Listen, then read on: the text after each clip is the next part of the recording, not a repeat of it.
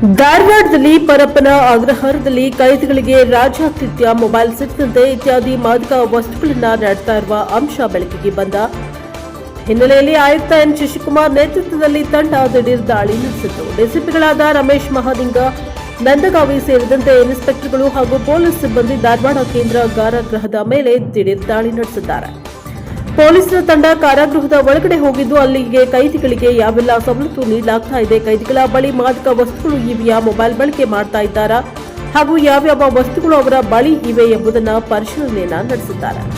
Bureau report, Vedamurthy, NKS TV4 Bengaluru.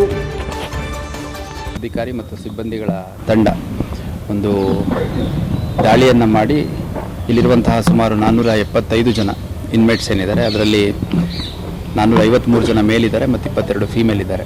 ಒಟ್ಟು 475 ಜನರು ವಾಸ ಮಾಡುವಂಥ ಬ್ಯಾರಕ್ಸ್ ಏನಿದ್ದಾವೆ, ಆ ಎಲ್ಲ ಬ್ಯಾರಕ್ಗಳು ಮತ್ತು ಎಲ್ಲೆಲ್ಲಿ ಇವರೇನಾದರೂ ನಿರ್ಬಂಧಿತ ವಸ್ತುಗಳನ್ನು ಶೇಖರಣೆ ಮಾಡಲಿಕ್ಕೆ ಅಥವಾ ಸಂಗ್ರಹ ಮಾಡಲಿಕ್ಕೆ ಇಟ್ಕೊಳ್ಳಿಕ್ಕೆ ಅವಕಾಶ ಇದೆ ಅನ್ನುವಂಥದ್ದು ಎಲ್ಲ ಸೂಕ್ಷ್ಮ ಜಾಗಗಳನ್ನೆಲ್ಲ ಸರ್ಚ್ ಮಾಡಿದ್ವಿ. ಆದರೆ ಯಾವುದೇ ಒಂದು ನಿರ್ಬಂಧಿತ ವಸ್ತುಗಳು ಸಿಕ್ಕಿಲ್ಲ. ಮೇಡಮ್ ಅವ್ರು ಹೇಳೋದ್ರ ಪ್ರಕಾರ ಕಳೆದ ವಾರವಷ್ಟೇ ಕಂಪ್ಲೀಟಾಗಿ ಎಲ್ಲ ಬ್ಯಾರಕ್ ಟು ಬ್ಯಾರಕ್ಕು ಪ್ರತಿಯೊಬ್ಬರದ್ದು ಲಗೇಜು, ಬ್ಯಾಗು ಪ್ರತಿಯೊಂದು ಚೆಕ್ ಮಾಡಿದ್ರಂತೆ. ಸೊ ಅದರ ಹಿನ್ನೆಲೆಯಲ್ಲೇನೋ ಯಾವುದೇ ನಿರ್ಬಂಧಿತ ವಸ್ತುಗಳು ಸಿಕ್ಕಿಲ್ಲ. ಅಷ್ಟಾಗಿಯೂ ಕೂಡ ಒಳಗಡೆ ಯಾರು ಇನ್ಮೇಟ್ಸ್ ಇದ್ದಾರೆ ಅವ್ರಗಳ ಜೊತೆ ಮತ್ತು ಸಿಬ್ಬಂದಿಗಳು ನಮ್ಮ ಅಧಿಕಾರಿಗಳ ಜೊತೆ ಸಮಾಲೋಚನೆ ಮಾಡಿ ಸುರಕ್ಷತೆ ಹಿತದೃಷ್ಟಿಯಿಂದ ಏನೆಲ್ಲ ಕ್ರಮಗಳಾಗಬೇಕು ಅನ್ನೋಂಥದ್ರ ಬಗ್ಗೆ ಸಮಾಲೋಚನೆ ಮಾಡಿದ್ದೇವೆ. ಮತ್ತು ನಮ್ಮ ಧಾರವಾಡ ಕೇಂದ್ರ ಕಾರಾಗೃಹ ಏನಿದೆ, ಇದು ಶತಮಾನಕ್ಕಿಂತ ಹೆಚ್ಚು ಹಳೆಯ ಒಂದು ಕಾರಾಗೃಹ ಆಗಿದೆ. ಹಾಗಾಗಿ ಇಲ್ಲಿ ಭಾಳ ಉತ್ತಮ ರೀತಿಯಲ್ಲಿ ಎಲ್ಲ ವ್ಯವಸ್ಥೆಗಳು ಒಳಗಡೆ ಇರೋದನ್ನು ಮತ್ತು ತುಂಬ ಸ್ಪೇಷಿಯಸ್ ಆಗಿದೆ.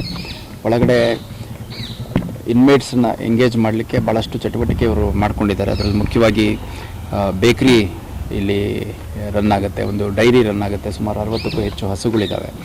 ಆಮೇಲೆ ಫ್ಲೋರ್ ಮಿಲ್ ಇದೆ, ವೀವಿಂಗ್ ಸೆಕ್ಷನ್ ಇದೆ, ಕಾರ್ಪೆಂಟ್ರ್ ಸೆಕ್ಷನ್ ಇದೆ. ಹೀಗೆ ಒಟ್ಟಾರೆಯಾಗಿ ಅವ್ರದ್ದು ಆ್ಯಸ್ ಪರ್ ದಿ ಡ್ಯೂಟಿ ಏನಿದೆ ಅದನ್ನು ಆಗ್ತಾರೆ. ಯಾವುದೇ ಒಂದು ಗಲಾಟೆ ಗದ್ದಲ ಇಲ್ಲದೆ ಒಳ್ಳೆ ರೀತಿಯಲ್ಲಿ ಒಳಗಡೆ ಕೂಡ ಆಂತರಿಕ ನಿರ್ವಹಣೆ ಕೂಡ ಆಗ್ತಾಯಿದೆ ಅನ್ನೋಂಥ ತಿಳಿದು ಬಂದಿದೆ. ಒಟ್ಟಾರೆಯಾಗಿ ಈ ಜೈಲ್ ಒಳಗಡೆ ಇರೋವಂಥವ್ರು ಒಂದು ರಿಫಾರ್ಮೇಷನ್ ಆಗಬೇಕು ಅನ್ನೋ ಕಾರಣಕ್ಕೆ ಅಥವಾ ಅಂಡರ್ ಟ್ರಯಲ್ಸ್ ಇರೋವಂಥವ್ರು ಯಾರಿದ್ದಾರೆ ಅವರು ಒಂದು ನ್ಯಾಯಾಂಗ ವ್ಯವಸ್ಥೆಯಲ್ಲಿ ಅವರ ಒಂದು ಟ್ರಯಲ್ ಆಗಬೇಕು ಅನ್ನೋ ಕಾರಣಕ್ಕೆ ಇಲ್ಲಿ ಇಟ್ಟಿರ್ತಾರೆ. ಇವನ್ ನಾನು ಯಾರು ಇನ್ಮೇಟ್ಸ್ ಪೋಷಕರಿದ್ದಾರೆ ಅಥವಾ ಅವ್ರನ್ನ ಭೇಟಿ ಮಾಡಲಿಕ್ಕೆ ಬರೋರಿದ್ದಾರೆ ಅವ್ರಿಗೂ ಕೂಡ ನಾನು ಈ ಸಂದರ್ಭದಲ್ಲಿ ಹೇಳಲಿಕ್ಕೆ ಇಷ್ಟಪಡ್ತೇನೆ, ಯಾವುದೇ ಒಂದು ನಿರ್ಬಂಧಿತ ವಸ್ತುಗಳನ್ನು ತರಕೋಬೇಡಿ.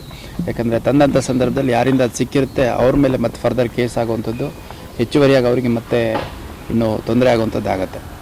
ಅದ್ರ ಜೊತೆಗೆ ಇಲ್ಲಿ ನಮ್ಮ ಅಧಿಕಾರಿಗಳಿಗೂ ಕೂಡ ಕೇವಲ ನಮ್ಮ ಅಧಿಕಾರಿ ಸಿಬ್ಬಂದಿಗಳು ಅಷ್ಟೇ ಅಲ್ಲದೆ ಭಾಳಷ್ಟು ಜನ ಅಲ್ಲಿ ಒಳಗಡೆ ಬೇರೆ ಬೇರೆ ವಿಷಯಗಳಿಗೆ ಕೆಲಸ ಮಾಡಲಿಕ್ಕೆ ಬರ್ತಾರೆ.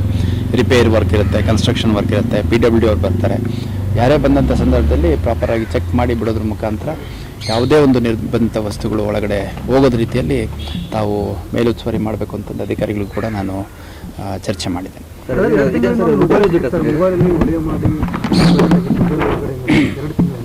ಆಗ ಅದು ಕೇಸ್ ಒಂದು ಮಾಡಿದ್ರು ಅನ್ಸುತ್ತೆ. ಕೇಸ್ ಮಾಡಿದ್ರು ಸರ್, ಮೊಬೈಲ್ ಇರಲಿಲ್ಲ, ಹೊರಗಡೆ ಯಾರು ಬಿಟ್ಟಿದ್ರು ಸರ್ ಮೀಡಿಯಾದಲ್ಲಿ.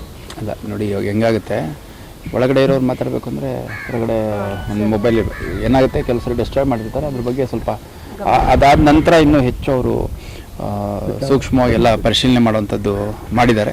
ಇವತ್ತು ನಾವು ಪರಿಶೀಲನೆ ಮಾಡಿದಂಥ ಸಂದರ್ಭದಲ್ಲಿ ಕೇವಲ ಕೆಲವು ಸಣ್ಣ ಪುಟ್ಟ ವೈರ್ಗಳು, ಹಗ್ಗಗಳು ಆ ಥರ ಸಿಗ್ತಾವೆ. ಅದು ಬೇಸಿಕಲಿ ಬಟ್ಟೆ ಒಣಗಾಕೊಳ್ಳಿಕ್ಕೆ ಇದಕ್ಕೆ ಹಾಕ್ಕೊಂಡಿದ್ದೀವಿ ಅಂತಂದು ಹೇಳಿದರು.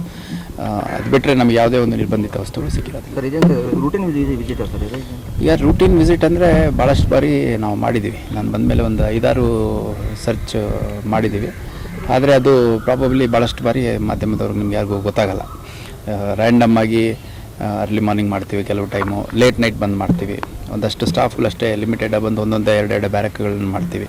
ಸೊ ಇವತ್ತು ಸ್ವಲ್ಪ ವಿಸ್ತೃತವಾಗಿ ಪ್ರತಿಯೊಂದು ಬ್ಯಾರಕ್ಕು ಮತ್ತು ಒಳಗಡೆ ಇರುವಂಥ ಪ್ರತಿಯೊಂದು ಎಸ್ಟಾಬ್ಲಿಷ್ಮೆಂಟು ಸುಮಾರು 2 ಗಂಟೆಗಳ ಕಾಲ ಸರ್ಚ್ ಮಾಡಲಾಯಿತು.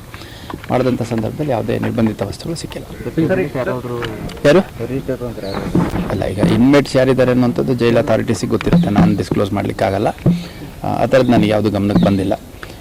ಯಾರಿಗೆ ಇವಾಗ ಬೇರೆ ಬೇರೆ ಜಿಲ್ಲೆಗಳಲ್ಲಿ ಅಪರಾಧ ಮಾಡಿದಂಥವ್ರಿಗೂ ಕೂಡ ಅಲ್ಲಿ ಸ್ಥಳೀಯವಾಗಿದ್ದಂಥ ಸಂದರ್ಭದಲ್ಲಿ ಜೈಲಿನ ಒಳಗಿನ ವಾತಾವರಣ ಹಾಳಾಗುವಂಥ ಸಾಧ್ಯತೆ ಇರುತ್ತೆ. ಒಂದು ಎರಡನೇದು ಅವರ ಸುರಕ್ಷತೆ ಮತ್ತು ಅವರಿಂದ ಇದ್ದವರಿಗೆ ಥ್ರೆಟ್ ಇದ್ದಂಥ ಸಂದರ್ಭದಲ್ಲಿ ಬೇರೆ ಬೇರೆ ಕಡೆ ಶಿಫ್ಟ್ ಮಾಡ್ತಾರೆ. ಈಗ ನಾನು ಗುಲ್ಬರ್ಗಾದಲ್ಲಿದ್ದಾಗ ಕೆಲವು ಆರೋಪಿಗಳನ್ನ ನಾವೇ ಕೋರ್ಟಿಗೆ ರಿಕ್ವೆಸ್ಟ್ ಮಾಡಿ ಔಟ್ ಆಫ್ ಗುಲ್ಬರ್ಗ ಇಡಿ ಅಂತ ರಿಕ್ವೆಸ್ಟ್ ಮಾಡ್ತಾಯಿದ್ವಿ. ಮಂಗಳೂರಲ್ಲಿದ್ದಾಗ ಕೆಲವು ಸರಿ ಔಟ್ ಆಫ್ ಮಂಗಳೂರು ಇಡಿ ಅಂತ ಕೇಳ್ತಾ ಇದ್ವಿ. ಆ ಥರದ್ದು ಹೊರ ಜಿಲ್ಲೆಗಳಿಂದ ಬಂದಿರುವಂಥವ್ರು ಇದ್ದಾರೆ. ಮತ್ತು ನನಗೆ ಮಾಹಿತಿ ಬಂದಿದ್ದು ಗದಗ ಜಿಲ್ಲೆಯಲ್ಲಿ ಸ್ವಲ್ಪ ಓವರ್ ಕ್ರೌಡ್ ಆಗಿದೆ ಅಂತ ಅಲ್ಲಿನ ಸ್ವಲ್ಪ ಒಳಗಡೆ ಇರುವಂಥ ಇನ್ಮೇಟ್ಸ್ನ ಈ ಕಡೆ ಶಿಫ್ಟ್ ಮಾಡುವಂಥದ್ದು ಕೂಡ ತಿಳಿದಿದೆ. ನಿನ್ನೆ ನಿಮ್ಮ ಇನ್ಸ್ಪೆಕ್ಟರ್ ಒಬ್ಬರು ರೌಡಿ ಶೀಟರ್ಗಳ ಜೊತೆ ಸಬ್ ಇನ್ಸ್ಪೆಕ್ಟರ್ ಒಬ್ಬರು ರೌಡಿ ಶೀಟರ್ಗಳ ಜೊತೆ